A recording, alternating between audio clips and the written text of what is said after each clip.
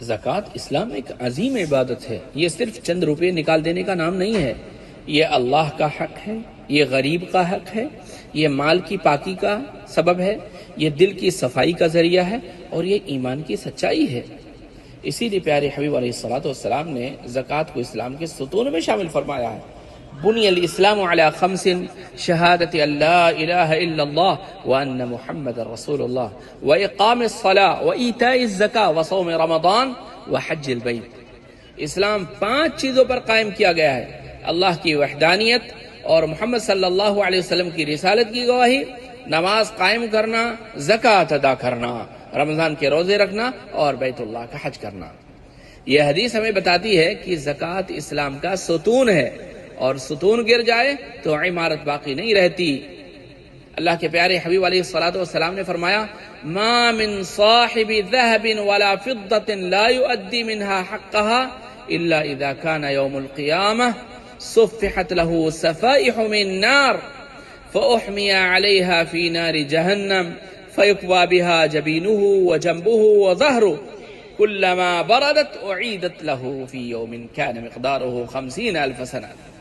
جس آدمی کے پاس سونا یا چاندی ہو اور وہ اس کا حق یعنی زکوٰۃ ادا نہ کرے تو قیامت کے دن اس کے لیے آگ کی تختیاں بنائی جائیں گی، انہیں جہنم کی آگ میں گرم کیا جائے گا، پھر اس سے اس کی پیشانی، اس کے پہلو اور پیٹھ کو داغا جائے گا.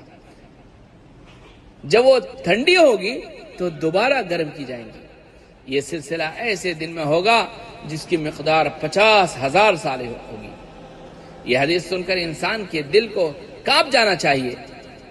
اللہ کے پیارے حبیب علیہ الصلوۃ والسلام نے فرمایا: من آتاہ اللہ مالا فلم یؤدی زکاتہ مثل له ماله یوم القیامہ شجاعا اقرع له زبیبتان یطوقه یوم القیامہ ثم یأخذ بلہزمتیہ ثم یقول انا مالک انا کنزک.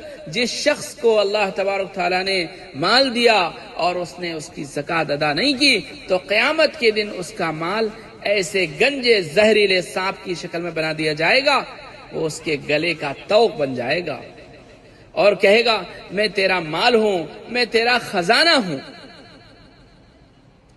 بہت ہی افسوس کی بات ہے کہ بہت سارے ایسے لوگ ہیں جو زکوٰۃ کے سلسلے میں بالکل ٹھنڈے ہیں. آپ نے زکوٰۃ ادا کی، انشاءاللہ زکوٰۃ ادا کر دوں گا. بہت ہی اہم ہے، خوفناک ہے. زکوٰۃ کو روک لینا.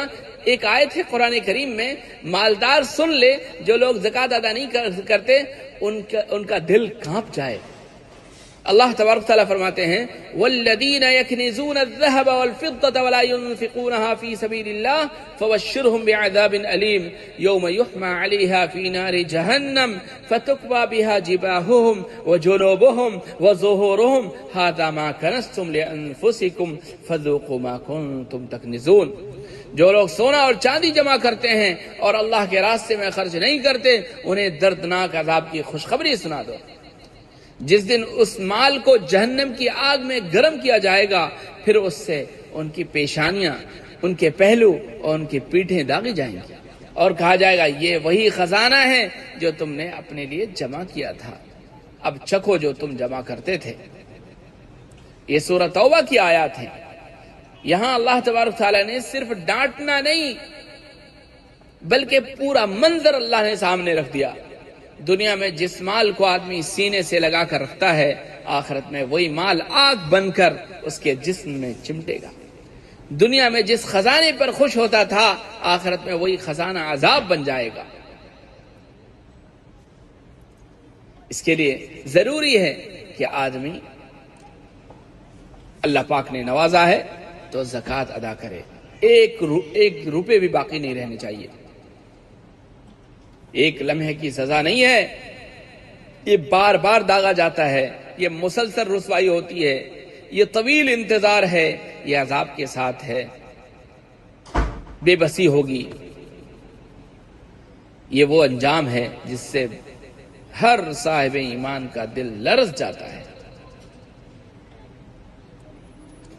اس کے لیے ضروری ہے کہ آدمی اس پر توجہ دے کہ اپنے آپ کو جہنم کی آگ سے بچانے کی پوری کوشش کرے، مال سانپ بن کر لپٹ جائے گا، سانپ بن کر لپٹے گا۔ اللہ ہماری حفاظت فرمائے۔ اسی لیے تو سبحان اللہ پیارے حبیب علیہ الصلوۃ والسلام نے فرمایا وَلَمْ يَمْنَعُوا زَكَاةَ أَمْوَالِهِمْ إِلَّا مُنِعُوا الْقَطْرَ مِنَ السَّمَاءِ وَلَوْلَا الْبَهَائِمُ لَمْ يُمْطَرُوا۔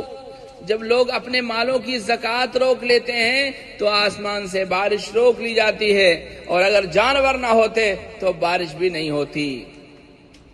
حضرت ابوبکر صدیق رضی اللہ عنہ کو دیکھیں، فرمایا کرتے تھے واللہ لأقاتلن من فرق بین الصلاة والزکاة فإن الزکاة حق المال۔ اللہ کی قسم میں اس شخص سے جنگ کروں گا جو نماز اور زکوٰۃ کے درمیان میں فرق کرے گا، کیونکہ زکوٰۃ مال کا حق ہے۔ آج دنیا میں بہت سے لوگ سونا رکھتے ہیں، بینک بیلنس رکھتے ہیں، کاروبار رکھتے ہیں، مگر زکوٰۃ کا حساب نہیں رکھتے۔ یاد رکھو جو مال تم نے غریب کو نہیں دیا وہ محفوظ نہیں ہوا، وہ تمہارے ذمے قرض بن گیا۔ لہذا آج فیصلہ کرو، اپنے مال کا حساب کرو، اپنی زکوٰۃ ادا کرو، اور یہ سمجھو زکوٰۃ دینے سے مال کم نہیں ہوتا بلکہ مال پاک ہوتا ہے۔ پیارے حبیب علیہ الصلوۃ والسلام نے فرمایا ما نقص مال من صدقہ، صدقہ دینے سے مال کم نہیں ہوتا۔ اللہ تبارک تعالی ہمارے دلوں کو پاک فرمائے۔ اللہم طہر اموالنا بالزکاة، اللہم اجعلنا من المؤدین لحقوقک، اللہم اغنی فقراء المسلمین یا رب العالمین۔